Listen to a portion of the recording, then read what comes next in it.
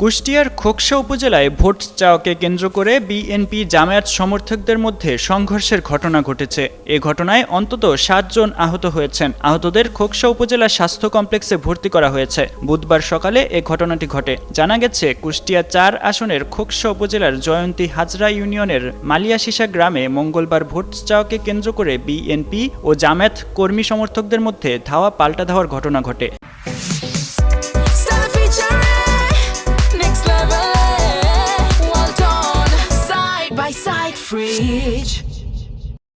এরপর বুধবার সকালে কুষ্টিয়ার খোকসা উপজেলার মালিয়াশিসা বাজারে গতকালের বিরোধ নিষ্পত্তির জন্য সালিশি বৈঠকের আয়োজন হয়। বৈঠকের শেষ দিকে তারা একে অপরের বিরুদ্ধে হামলা শুরু করে।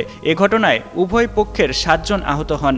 বিএনপির দাবি, জামায়াত শিবিরের অতর্কিত হামলায় তাদের ৪ জন কর্মী সমর্থক আহত হয়েছেন। জামায়াতের দাবি, বিএনপির হামলায় তাদের ৩ জন কর্মী সমর্থক আহত হয়েছেন। পুলিশ জানায়, জামায়াতে ইসলামের মনোনীত সংসদ সদস্য প্রার্থী আফজাল হোসেনের কর্মী সমর্থকরা প্রচারণায় গেলে এক ভোটারের মন্তব্যকে কেন্দ্র করে বিএনপি ও জামায়াত সমর্থকদের মধ্যে উত্তেজনার সৃষ্টি হয়। সেই বিরোধ মেটাতে আজ বুধবার সকালে খোকসার মালিয়াশিসা বাজারে সালিশের আয়োজন করা হয়। সালিশের শেষ পর্যায়ে হঠাৎ উভয় পক্ষের কর্মী সমর্থকদের মধ্যে সংঘর্ষ বাধে। এ ঘটনার জন্য বিএনপি ও জামায়াত নেতাকর্মীরা পরস্পরকে দায়ী করছেন।